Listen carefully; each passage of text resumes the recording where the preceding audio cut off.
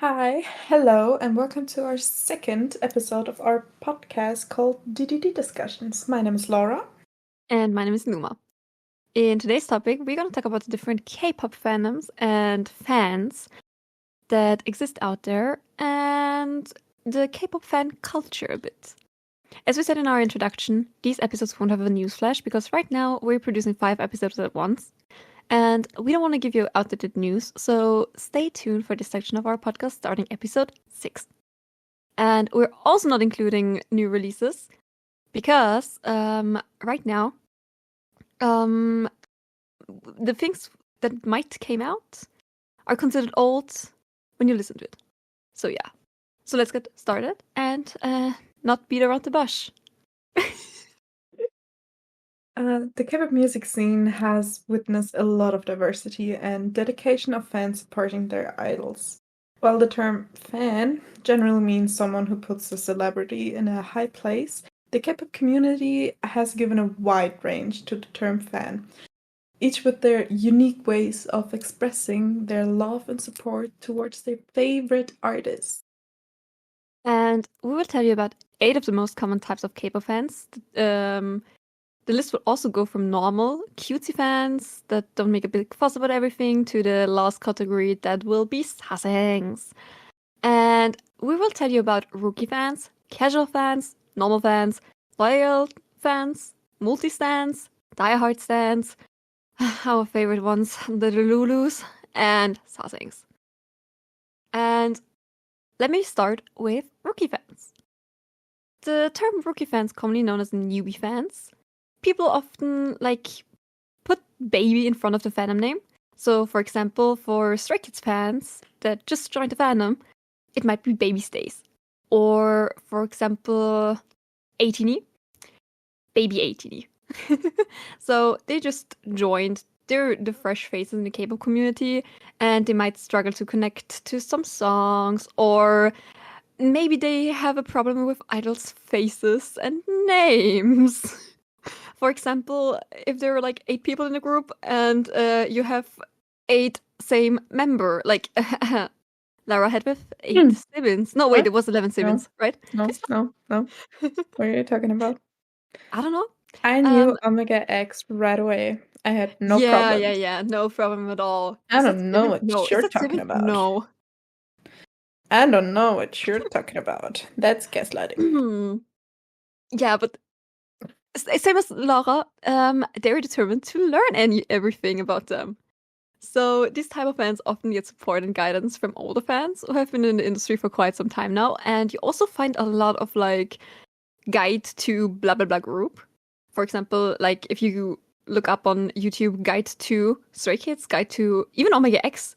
But like for more like underrated groups, there might be like older videos, sadly.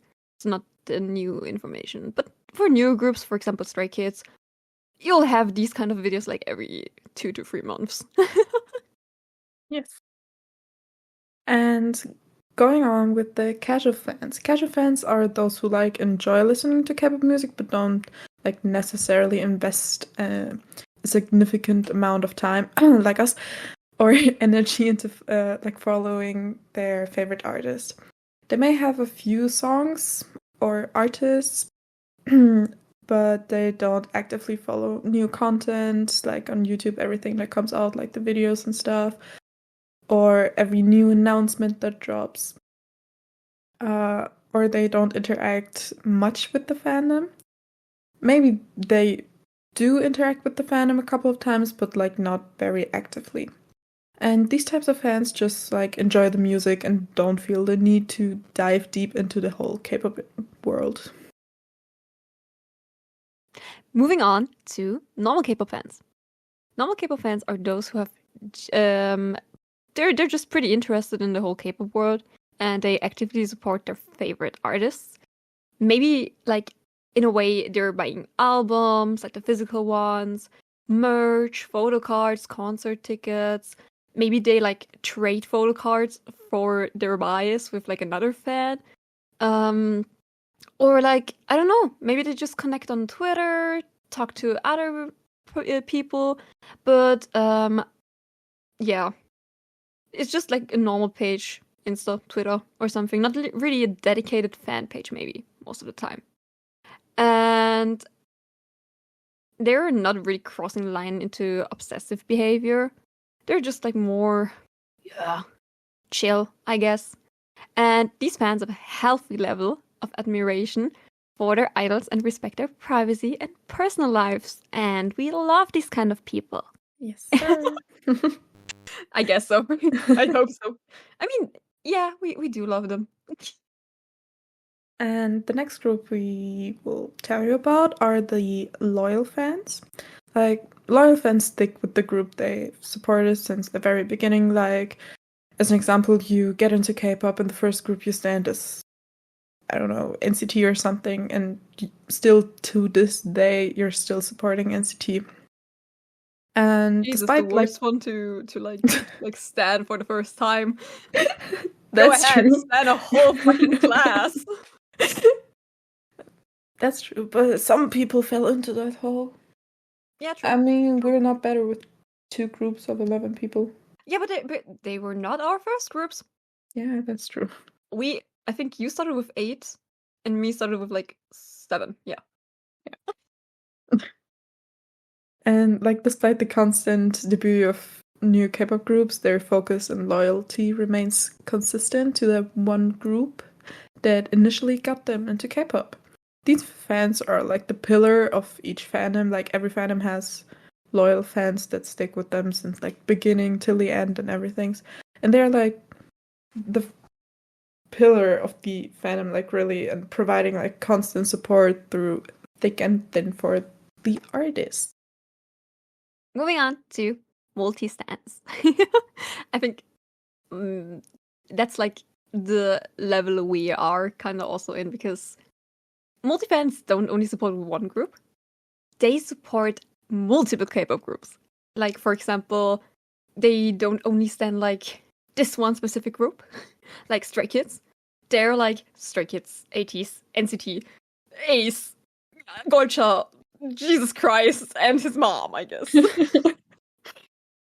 Because like they have a lot of love in their bodies. It sounds so weird, but they just have a lot of love, and they just want to like love a lot of K-pop idols, and A lot of maybe love to give. yeah, a lot of love to give. And these fans usually cannot relate to fan wars since they appreciate and support many groups. So most of the time they're just chill, and they're like, "Why are you guys beefing? Why? We don't need the beef. I'm vegetarian or something. I don't know." And they find joy in different styles of K-pop scene and celebrate the talent of various artists. So, for example, they might love the girliest girl group, and then the next second in their playlist, it's literally like Instead by Extraordinary Heroes. Good example. Could be you with like Nemo Nemo Nemo Nemo Ah, sign. and then instead playing after it. No, actually, I don't have Instead in my playlist though. Okay, how But dare Take 'em you? all, Omega X or something. I'm sorry. I mean, I love all of Extraordinary Heroes like songs, but I listen to it obviously if it's on shuffle, but it's not really in my playlist. It's more like it has to be an occasion to listen to it. But I still love it.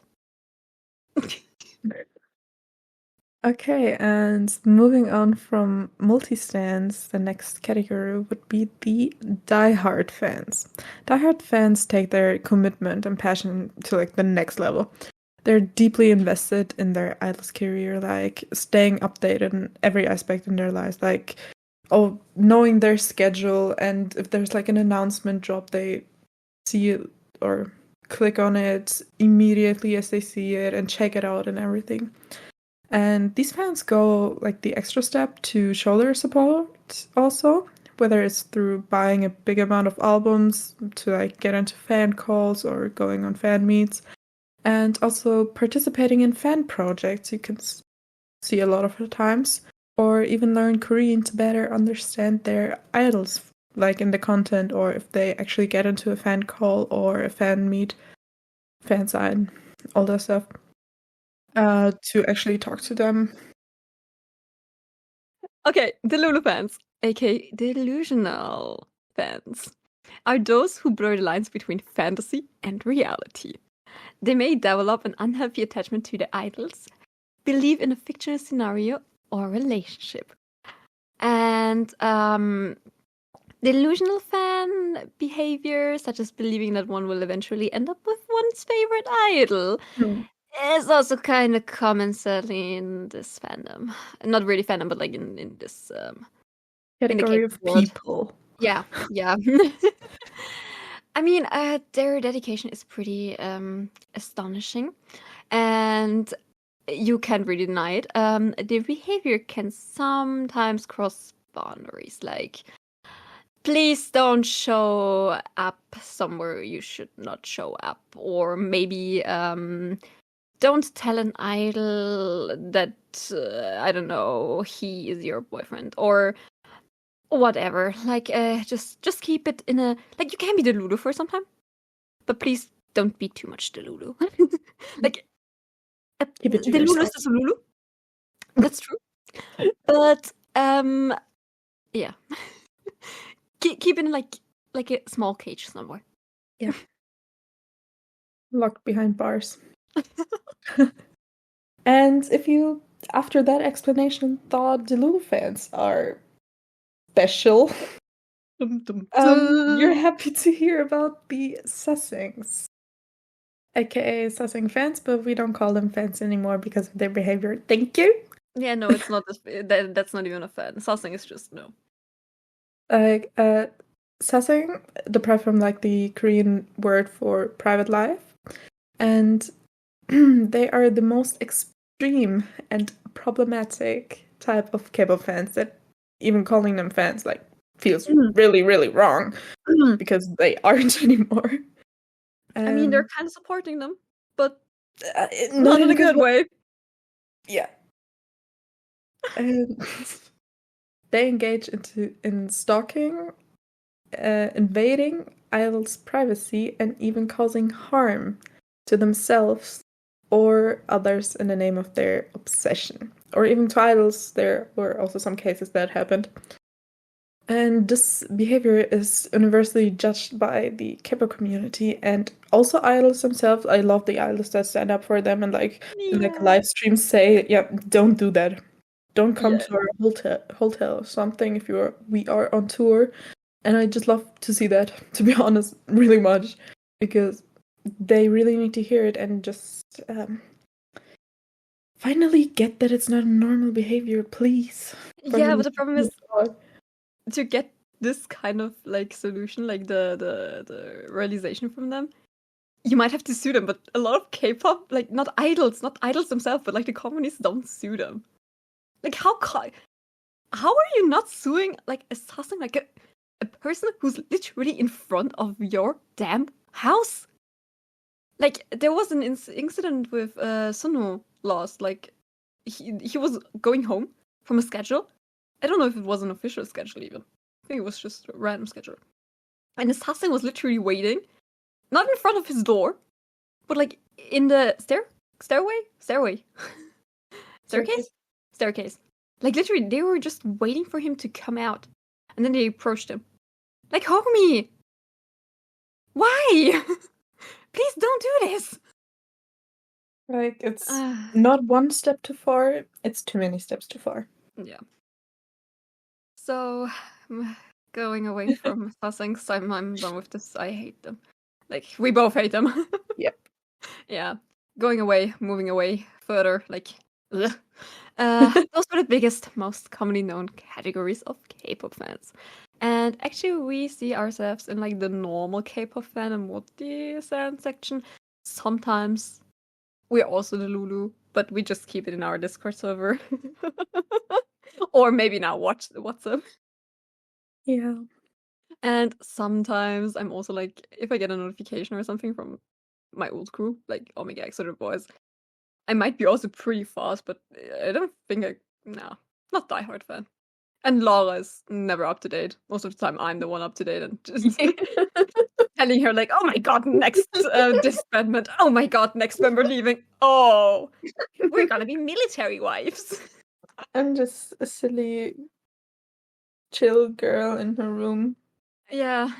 not being up to date with everything. Leave me alone. No. Never. Otherwise, we would not sit here and make this podcast, kind of. Well, after we looked at the different types of fans that can be all around the world, let's look at the differences in international and local fans. When you do actually zoom in on this matter quite a bit, there are many differences between local and international fans, which we are part of for clarifications. So all these points come from our point of view as international fans. So it's not like this for everyone. It's our point of view, but yeah. Locals might see it differently than we see it. Yeah, like I met some local K-pop fans in Korea, and we had like different, not opinions, but like, point of views, kind of. Yeah.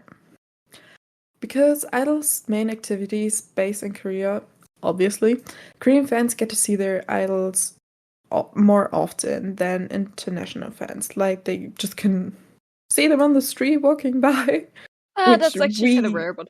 It's rare, but it can happen, and for us, it's just a no-no. Yeah. I would be very concerned if, like, any OX member, or The Voice member, even like BTS member would be like in one of our like very pretty big villages. Yeah. Small town life. Woohoo! And yeah, international fans like only get to see their groups and idols and everything if they have like something scheduled in their country, and it's most if you don't like live in the capital, like for example, if you live in Germany and you don't live in Berlin, you still have a long way to travel to even like get to those schedules, like concerts and stuff. Or for Austria, Vienna. Yeah, it was like even if you're not in Vienna, you might even if you're in Vienna, you might have to travel a lot because we get a tour like once, twice a year, and it's mostly like smaller groups. So yeah. And like you only have the chance to like see them for a short period of time, if you even get to see them, because they're not as if they are like walking around the city and also doing sightseeing, they mostly do it like really early in the morning. I remember when we were in Poland and like in Warsaw, we didn't even left our Airbnb because we were so dead because of the K-pop Nation the day before, and we already see the Insta post from like new from the boys and everything. Literally, those guys were like up at like I think 8 or something. I knew when their flight was because I looked at the flights to also like get my flight correctly to Korea because I was from like Poland to Korea back then. I think their flight was at like 12, so basically they should have been at the airport at like I think 10, 11 or something. So 8. That's when we woke up. Yeah. We were not about to go to the airport or something. And I'm very happy that I booked their flight was on Sunday, and the sightseeing of them was also on Sunday, and our sightseeing was also on Sunday. But I booked my flight on Monday. Thank God. Yes. Airplane full of K-pop idols. Me? No, thank you. Luma.x stopped working. No, literally. I would just be like, nope. Next plane to Korea. When, please? The next. Not the next. I don't even want to be like at the same time at the airport. Thanks. Yeah. And also, adding to that is obviously the big language barrier that is present. Because not many people learn the Korean language to a level where they can easily communicate with native speakers, and also the English skills of a lot of idols are pretty damn on the level of maybe elementary school kid. I mean, they can communicate. Most of them. Kinda. But some idols can speak English better than some. Yeah. Not shaming on them who can't speak English. Like, literally, it's fine. It's not their first language. Not at all. English is hard. Korean is also hard. So, yeah. a lot of people like there is a lot of problems for international fans that like yeah if they have a bias like who can't speak really English like well, and maybe there's like not a translator or something in the fan call, it might be pretty fun for both of them. I mean, it's not impossible, but yeah. And also, international fans rely on translations, subtitles, and fan-generated content to understand the content the group makes. Like, for example, back in the days, it was before I've been a K-pop fan. So, like, I guess 16, 15, 14. It was, like, pretty hard to get English translation. And even nowadays, some of the groups don't provide English translations on the videos. And some actors also don't. Yeah, so the one big difference in local and international fans is like the language barrier, obviously. And idols have more and easier chances to connect to local fans because of the language, and fans get the chance to meet their idols way more often, which is already a big, and if not one of the biggest differences between local and international fans. Like, yeah, I mean, it's funny when like I had an interaction at like a high touch in Korea, and it was the fan meeting of a show that I was watching in a loft, and I went up to like the first guy, like the first actor, and I was literally like, "Oh, 네, 고생했어요." Like, "Oh yeah, you did a good job." Bro looked at me literally in the eyes, went like his mouth was literally on the floor, and he was like so confused, like literally Hokunexa stopped working. He was like, "Thank you."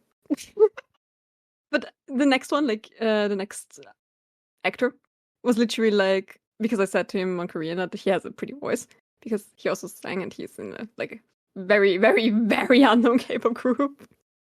I was literally like, "Oh, 네, 목소리 진짜 좋아요, 네." And he was like, "Oh, 네, 감사합니다." So he was literally just, yes, she can speak Korean. Also, the time gap that you really can't forget plays a big role. Like, local fans are obviously, if they live in Korea, they're in the time zone as the idols who live in Korea. And it's like making it easier to participate in some activities like live votings or just some live music shows.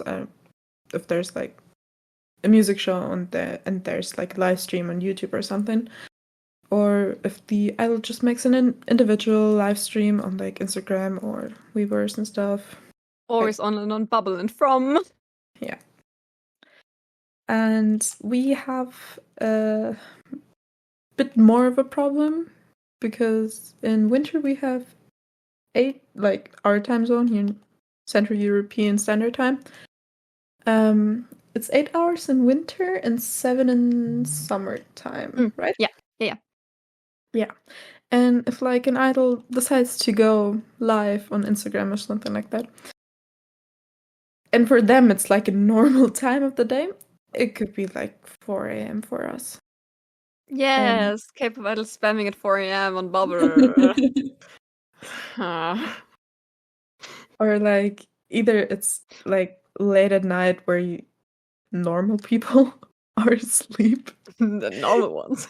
Or it's like during schedules you have like school or working, and it's not very convenient most of the time, to be honest. Like since the time I've been an Omega X fan, there were a couple of lives, and there was one I was able to catch at 5 in the morning from Xen because I wasn't able to sleep that night. But yeah, and I missed that. Yeah. But I actually catched Yechan being live. Or no, wait, Jehan. was it Yechan? Jehan? Jehan. And it was also Hangyum. You were working or something, and or you were like busy, and I was watching Hangyum's live, and I was literally texting her like, "Girl, he's live." It was like 12 or 1, like afternoon, and I was literally texting her, "Girl, Hangyum is online, like live, go on." Yeah, it's also a funny fact that I've like seen Xen's live and you weren't able to, and Yeah. he's your bias. your old bias, and you've seen Jahan and Hangyum, and they're my biases. Yep. Oh, I mean, we're Jesus. sharing, I guess. Sharing's caring.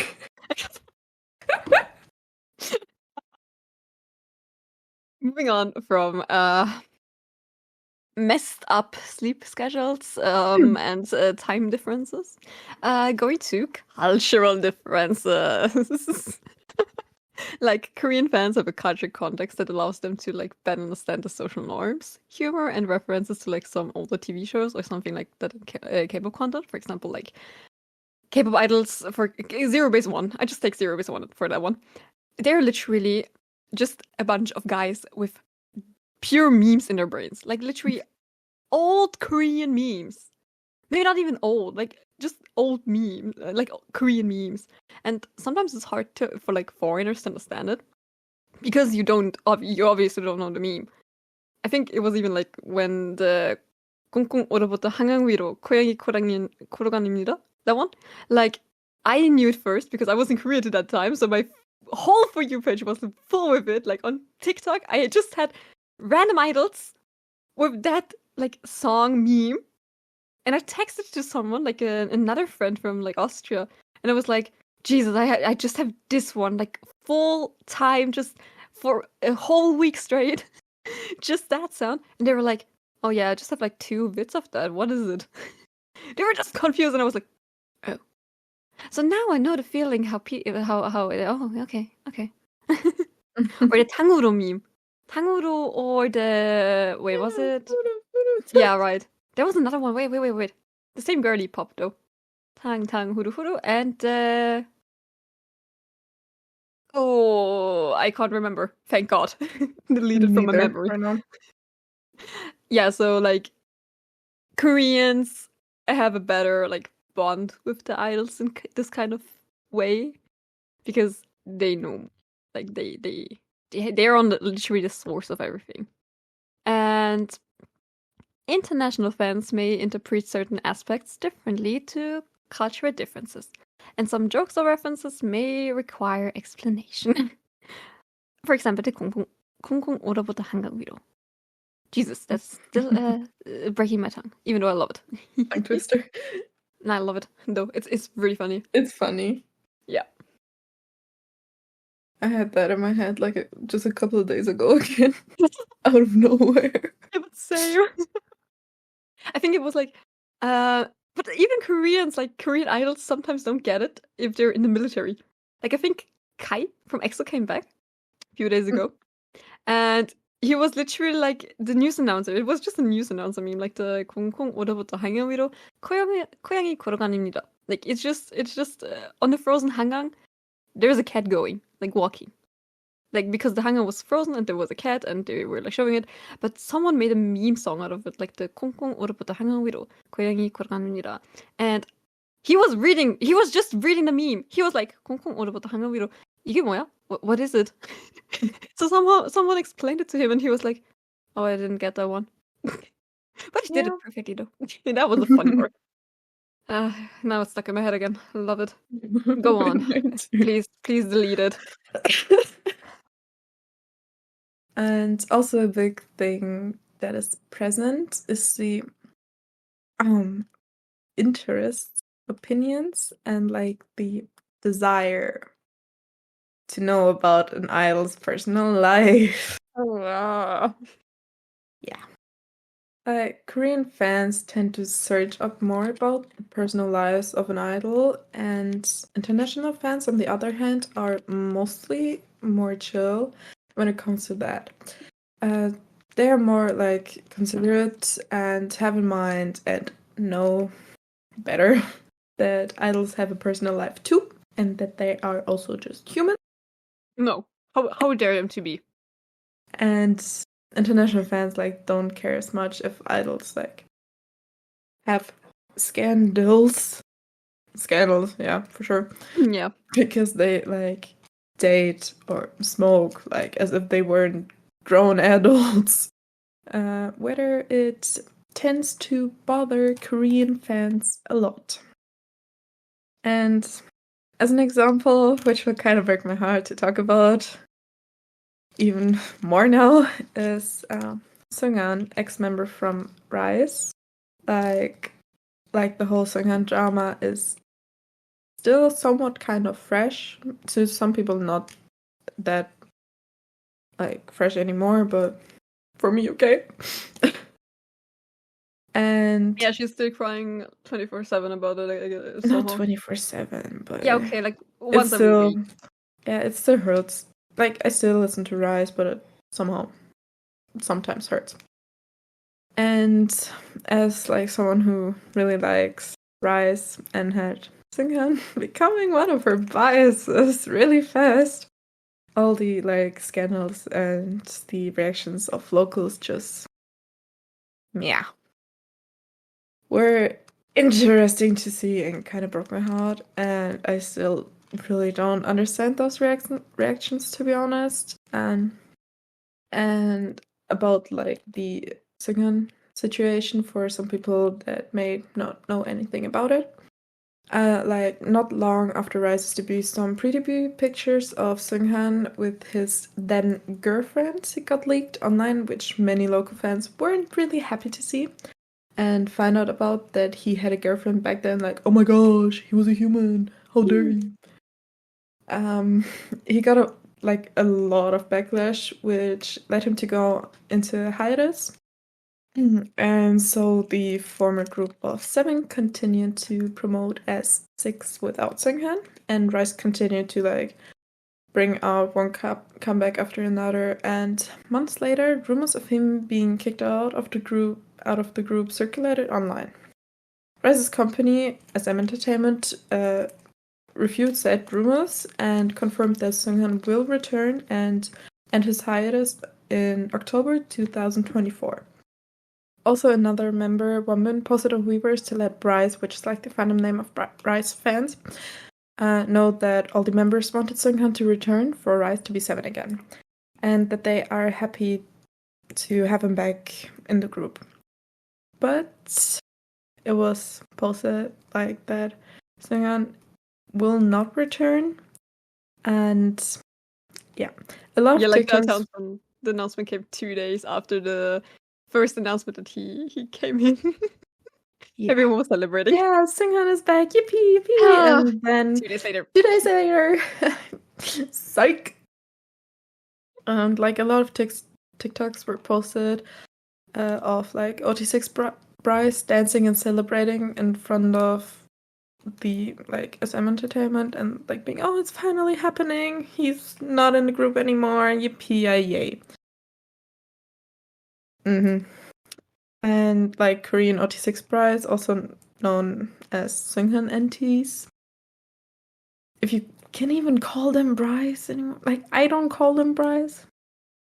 I don't know, that behavior is just nah. Like after they found out that Seunghan will be back in Rise, they sent 1,000 funeral wreaths to SM Entertainment and put them in front of the like headquarters building in order to like express their disapproval of Seunghan being back in Rise. Big yikes. And after some time, OT7 Bryce like tried to fight back with supporting banners and like trucks for Seunghan with some supporting quotes on it and everything. Also, a lot of different flags from all around the world, so he knows he has a lot of support all around the world. Maybe not right in front of him there, yeah, but to like kind of cheer him up. And yeah, after all of that, the statement just got posted. Yeah, Seunghan will officially leave Rise and continue as a soloist. Yeah. That's a pretty hard topic, to be honest. It's also kind of like, it's sadly not the really first time, it's just the really first time that like fans fought back to like the solo stance, kind of not really solo stance, but like the anti fans, I guess. Yeah. but I'm gonna release your trauma. Not really release, but like stop your trauma here. Maybe another episode. Who knows? And with this kind of examples, you can see a bit of difference between international fans and local fans, and when it comes to things like that. Obviously, it doesn't escalate like that every time there is some scandal. Oh, yeah, thankfully. Sadly, like some scandals were like literally just Brushed over just as if there were nothing, even though they were yeah. a lot. Yeah. A lot of scandals are just like being overlooked, I guess. I mean, it would be good to fight back, but it's still the entertainment industry in Korea is still a bubble, and bubbles can't change. They can explode, but not change in like the way they are. But there aren't just differences between local and international K-pop fans, but also in the specific fandoms from groups. And even in like the fandom of one group themselves, it can be like differences, but it can also be like one fandom of a group can be different to another fandom of another group. And just like many fandoms in America, like the Swifties versus the Selenators, I don't know if I could pronounce them correctly, sorry. There are very similar fan wars in the K-pop world that go back to the early days of K-pop, from the early 90s to the present time in K-pop. But let's define what a fan war is to begin with, for those who don't know what I'm talking about right now. I mean, what we're talking about right now better. A fan war is a fight between the different fandoms of which fandom is better. For example, the fights had been online, like both online and offline, with many debates, yet many of the wars are online, like on online platforms, websites even, and social media. Twitter. Oh, sorry, it's not Twitter, it's X. Still Twitter. It's Twitter. It's still Twitter. And there are also some fan wars that are pretty useless in our opinion, like the war between Stays, aka Stray Kids fans, and 80s fandom, because it's going on for a while now. Got more furious during Kingdom, and it's still happening. Like, why are you guys fighting? It's useless. You can literally see, for example, you saw and you know, Changmin of Stray Kids and Wooyoung of 80s are friends. Like, why are you guys fighting if they're in love with each other? Not like in love, but like they're friends. Not like in love, but like they're friends. Like both of them, like the groups, Stray Kids and 80s, they're literally friends. They're like not really co-workers. I mean, they're co-workers, but they're like, yeah. Wooyoung and Changmin just, yeah. They're for sure gonna meet each other if they have like a free day off. Why are Stace and 18s fighting? Like, who's better? Like, they're equally both, I think. I don't know. Ugh. Fan wars. Never my thing. And while many fans may consider these wars to be defending and supporting, and they're like, oh my god, I'm supporting the artist. Oh my god, I'm fighting for them. I am so great. This process is carried out by downplaying other fandoms and idols. So basically, it's like literally, if there's a fan war happening, like there was a big one between Blinks and ARMYs back in the days when I joined like BTS fandom, ARMY. Blinks are Blackpink fandom. It was literally like, oh my god, yeah, just BTS paved the way. They're so superior, and Blackpink is like, eh. And Blinks were like, oh my god, BTS is such, like, they have such a bad discography. We have like 4 songs, but we're way better than you. And Blackpink paved the way. Like literally, both of them were just fighting, like kindergarten kids. And to a point where literally they were like, yeah, that BTS member, he's so ugly, and that Blackpink member, she's so ugly, and she's dating and stuff. Like they just made up stuff. Like literally, like not that they're just like, oh yeah, Blackpink and BTS are like both great. No, it's literally like, this group is superior, and I'm supporting them, and I'm gonna kill off everyone that's against it. Why? Just why? And that's a fan war. Like not with real life fighting, hopefully. Maybe. But yeah. Twitter is a very interesting place to Platform. be. Yeah. For example, fan wars. Ugh, got the chills. Yeah, so carrying on from all that negative stuff, and yeah, Very useless. we are continuing with some silly stuff. I consider it silly. It's kind of a silly thing, to be It's honest. kind of funny, yeah. And the thing is, Kappa sticks. Kappa sticks can cause confusion for like non-Kappa fans because this trend hasn't yet stepped into the Western music circle. These light torches represent specific groups within K-pop and usually have their own name most of the time. Yeah. Is it always? I think it's actually always, yeah. Actually, always, yeah. Yes. And fans will bring them to like concerts or other events, to like shows, to support their favorite idols and like their favorite groups. Often lightsticks are a bit pricey though, and not really cheap. They like it also depends where you buy them. If you buy them in like Europe or America or in Korea, they like vary from 20 euros to over 100, depending on where you buy them. And also, like the most cheap ones are like those early acrylic light sticks. Yeah, they're so cute. Yeah, like before the group has an official light sticks or the solo artist also have light sticks. There are often like those acrylic light sticks. It's like just flat with some print on it, and they are the cheapest. And then they are the expensive ones out there. What was the most expensive one we found? Was it Dreamcatcher? Yeah, Dreamcatcher. Yeah. But that's such really like you can build Yeah, I that's think a 2 storage house like from like the height. Like literally you can connect like the what is it called? They're like Bottom 3 part? to 4 stick thingies you can like put into each other, and it connects into like a freaking ass long light stick. Yeah, like if you're But curious, I love it. just look up on Google or somewhere like Dreamcatcher Lightstick.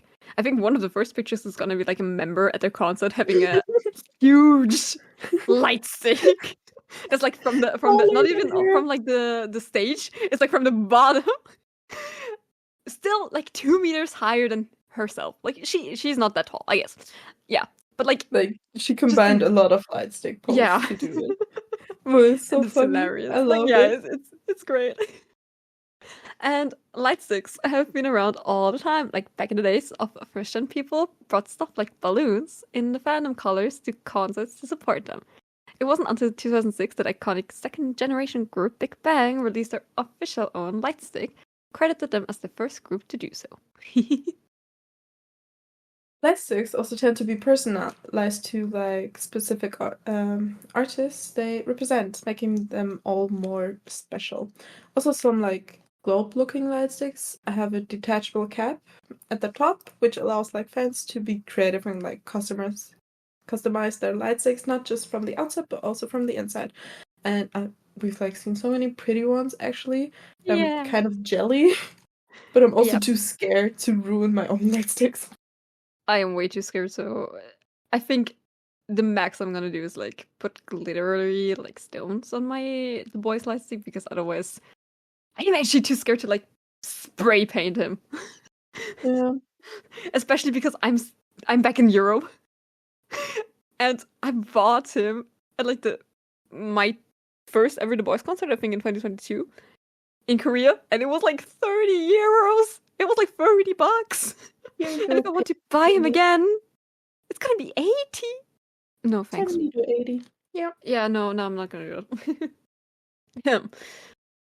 I prefer a cheap light stick. Sorry.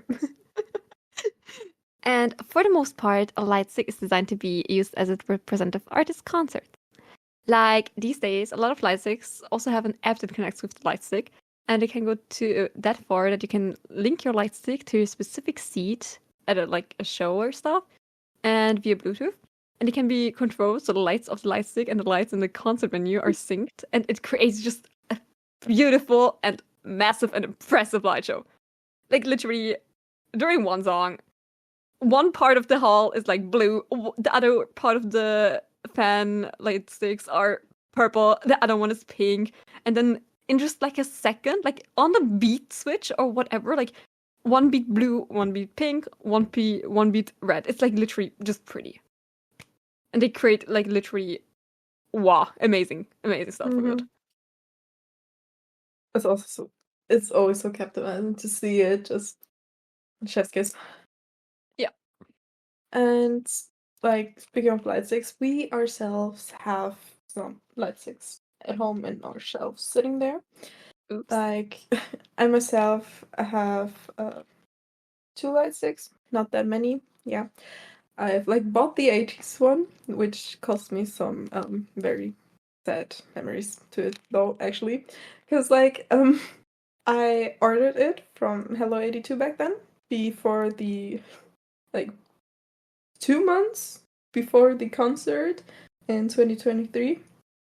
Or even 3 months, I don't know. And unfortunately, it arrived one day after the 80s concert. And that hurt a lot. Because, like, I was still on the way home because, like, the concert was in Berlin. I don't live in Berlin. And I was, like, in the train. And one of my sisters texted me, "Oh, there's a package for you at home. What did you order? I want to see it too." I was like, be for real.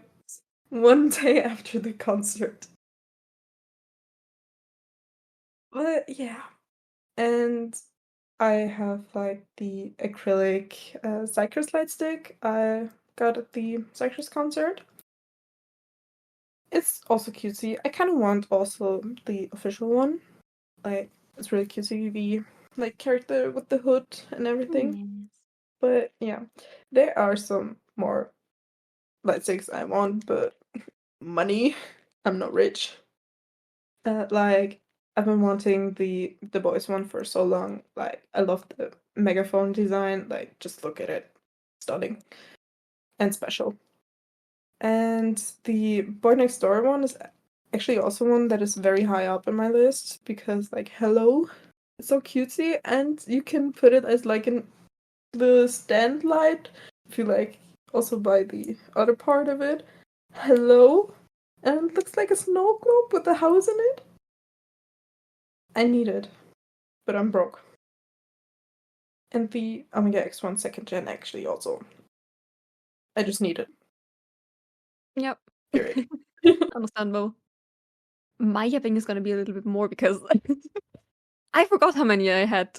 So during Laura's talk right now, I counted them again. It's not that much, but I was literally like, oh, how many do I have? I have 7, and one of them is acrylic. And I have the Stray Kids one. I bought him like through a friend. She was like at the K-pop store here. I think she was in Germany, yeah. And she was like, oh, should I get you something? I was like, I was literally a big Stray Kids fan back then. And I was like, yeah, maybe I can use him someday. Still didn't use him at all, sadly. Not even in Korea. Damn, these fans in Korea are... ticketing is just, yeah, something else. And I brought the Stray Kids fat light stick here, and I got the first version of 80s light stick at actually a flea mart. It was like a flea mart here in Vienna, in a K-pop cafe that was like back then a thing. It's sadly closed, but I bought him for like, I think $30, 40. So pretty cheap, and he's actually not available anymore. So I'm pretty happy that I got him. And I also brought the second version of the 80s light stick at the concert in 2023. And I got the voice light stick. I think I got him in Korea, 2022, at the concert. And I love him. I literally love him. Like, I would have gotten Laura the voice light stick as well when I was in Korea. But she was always like, yeah, I don't know right now. And then I didn't find him somewhere. I think I was like, Katon for you? It was like out of stock because of the concert and stuff. Yeah, so not she, but beep happening. Happens. Then I got the Extraordinary Hero lightstick at the April concert last year in Korea. And no, wait. On the first concert, my friend and I bought one, and we shared him. Like, literally, one song she had the lightstick, one song I had the lightstick. And then at the second concert, I think in June or July. I am not sure anymore. I think it was July. Yeah, July. Yeah, because it was X season then. Yeah.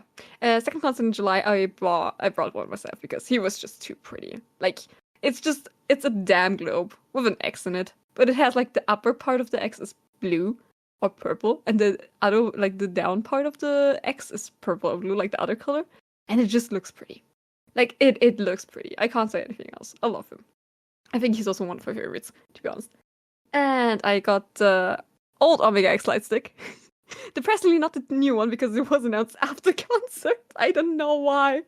It was literally like the concert. The second one was in May, and it got like released in August. And my carrier was literally like full, so I was like, I can't take him with me. Depressed because of that, but yeah, I got the first version of the Omega X lightstick. And for the first even fan meet in Korea, that like when was it? 2023 November, I think. I got the acrylic even lightstick, and it's just adorable. I love their new lightstick, like the real one. But I actually prefer the acrylic because it's just, you know, that you liked or you like them since back then, and it's just, I don't know, like for you with the Psychers one. Yeah, so those are my lightsticks I have, and to be fair, I really only want like the second version of the OX lightstick. And right now, I'm actually kind of fine with lightsticks. Because right now, yeah, okay, if I go to a concert, I mean, then I would actually maybe get one. If it's not like 80 euros, 100 euros, whatever. But I think I'm fine with lightsticks right now. I really love the Carrot Bong, like the 17 lightstick, because it's just a bright as torch. He's literally just a torch, and I love it. Yeah. I don't know. I'm happy. Oh, maybe the TXT lightstick. Yeah, true. Maybe get a TXT lightstick because they're also very cute. And I was almost about to buy a TXT lightstick in Korea, but then I was like, no money. Enough yapping for me today. Even though I still need to yap right now. Okay. I think that's all for differences. There are a lot more differences, though, I guess. But we can't really like tell you everything and like the smallest detail. Maybe if Unless you you know want something else. to Yeah. listen to a 2-hour episode. Yeah. maybe like if you know something that's like more important, maybe comment it down under like the YouTube video. Or if, I think even on Spotify there's like the option, because I saw back like I think I saw like the option for look at comments on Spotify. I don't know, I just still need to check that one out, but I just remembered that one. So yeah. And we're gonna move on to song and drama recommendations. And for the first episode, we actually said that I'm gonna do the drama recommendations, but I got Laura into a little hole. So maybe start with the drama recommendation right now, and then I am gonna squeeze in a small cutesy song at the end. Because I'm yapping a lot right now. So, like in the introduction episode, I think I said I haven't watched like a lot of K-dramas. I still haven't watched a couple, and there are a couple more I've watched now, and maybe I fell into the hole a little bit. Yeah, and Have a she problem doesn't now. have no, she does not have a problem with one specific actor right now. No. Not at all. No. Shut up. We also don't have like a other screen. Like I don't record like stream her my screen right now, and we have a emotional support picture of this specific actor right now. We don't. No. We would never do that. This actor is obviously one that isn't in my drama recommendation right now, but $5 if you guess him right, but $5 from Laura, not from me. no, you made the bet. You have to give the $5. Okay, 250.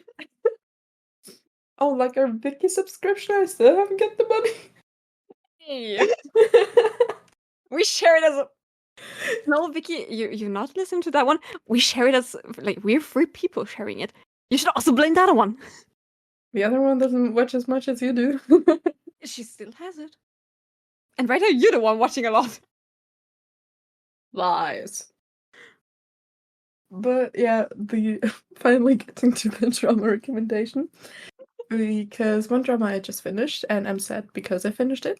I finished it too fast, and wish I could watch it for the first time again. Is Night Has Come. Is actually like I went into the drama without like really watching trailers, or maybe I watched like a trailer, but it was a long time ago, and I had not a single idea what it's about actually anymore. So I went into it blindly, and it just like captivated me a lot. And it's just stunning drama, and it's really good. And I wish I could watch it for the first time again, really much. And yeah. Yeah, what is it about though? A little bit spoiler, please. Spoiler? Like not the spoiler, but maybe just like yeah, Night Has Come. That could be like literally like melodrama or romantic comedy. Well, it's none of those. You actually have to prepare a little bit. If you like can't see something like blood, you shouldn't watch it. Yes. You shouldn't watch it, but for those who like it, I would really, really recommend it. Also, maybe small trigger suicide, actually, to be honest. As well. Yeah. It's not really suicide, but yeah. Like, watch it, but be prepared to see some stuff. If you're like me, you will like it. Yeah, me too. I literally like because like when I wasn't remembering the most dramas I've watched have been in that category because of that.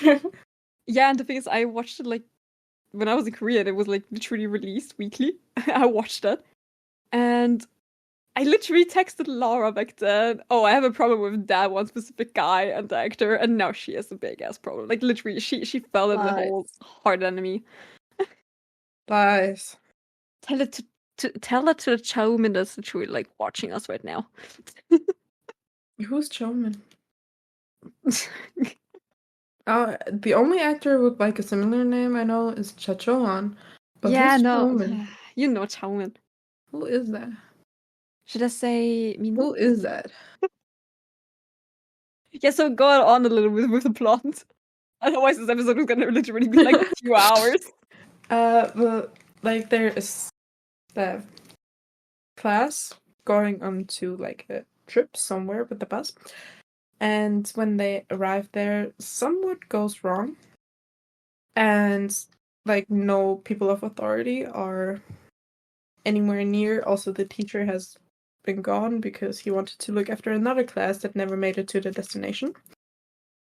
And they all get like a message of a role they have. If you are familiar with the Mafia game, if you like Intercap, you're probably familiar with it. If not, it's like werewolf. For like the European fellows that are listening, it's like werewolf. Yeah, kind of. And they all got their role and had to play the game in real life.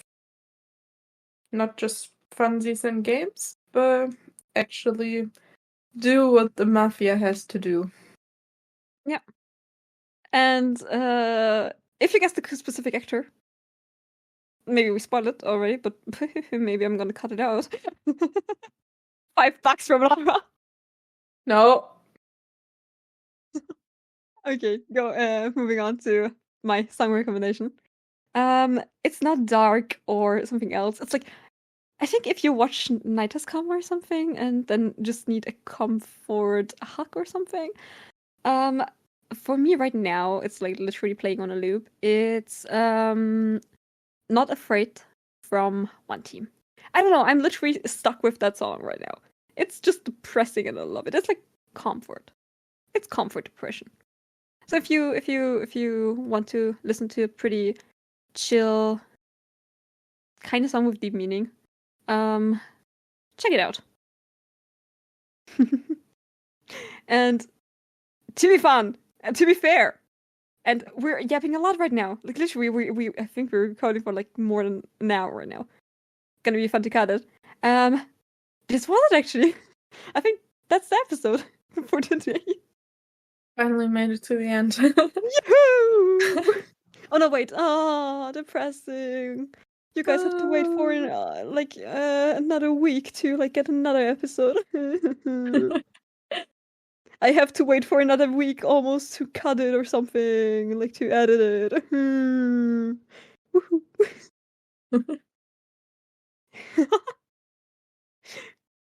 You want to say bye? I guess. Yeah. So stay tuned. Don't be sad, guys. Don't be sad. There will be a next episode in a week. So Whoever's listening to this, hi. So stay tuned for our following content and have a good one and stay safe. Bye bye. Bye.